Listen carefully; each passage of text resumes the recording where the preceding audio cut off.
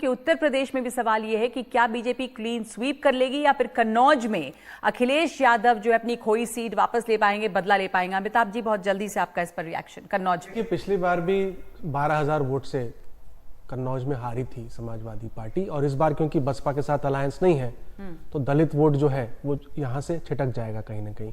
तो इतना आसान नहीं रहेगा अखिलेश यादव के लिए। इस पर डिपेंड करता है कि अखिलेश यादव की पार्टी को बसपा कितना डैमेज करती है, और जहां तक मुझे ध्यान है बसपा ने वहां एक माइनॉरिटी कैंडिडेट खड़ा किया है, तो कहीं ना कहीं वो समाजवादी पार्टी कांग्रेस के वोट शेयर में सेंध मार सकती है, जिसका खामियाजा अखिलेश यादव को भुगतना पड़ सकता है। तो टाइट कॉन्टेस्ट है वहां, इतना आसान कॉन्टेस्ट नहीं। आपको भी लग रहा है टाइट है अखिलेश के लिए? निश्चित रूप से टाइट है। देखिए नगमा जी, मैं एक बात कह रहा हूँ, उत्तर प्रदेश में पिछले 10 वर्षों में 14, 17, 19, 22 4 चुनाव हुए हैं। एवरेज अगर मान लीजिए तो हर 2.5 साल पे चुनाव हो रहा है। इन चारों चुनावों में जो सबसे बड़ा वहां का ओबीसी है वो मोदी के साथ इंटैक्ट है, बीजेपी के साथ जी।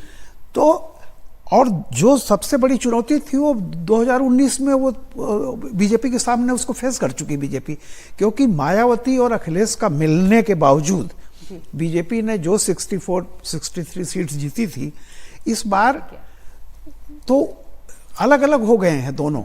और याद कीजिए, दोनों आजमगढ़ का उदाहरण देता हूं। आजमगढ़ में अखिलेश ने 2019 में जितना वोट पाके जीते थे और बीजेपी जितना वोट पाई थी, बाय इलेक्शन में बीजेपी उससे भी कम वोट पाई, लेकिन बीजेपी जीत गई क्योंकि मायावती 1.5 लाख वोट ले गई। तो जो अभी अमिताभ जी कह रहे थे, तो देखिए उसमें यही है कि मुझे नहीं लगता है कि बीजेपी 2019 की तुलना में आज ज्यादा कंफर्टेबल है। अब रिजल्ट क्या होते हैं ये मैं नहीं कह सकता। बिल्कुल।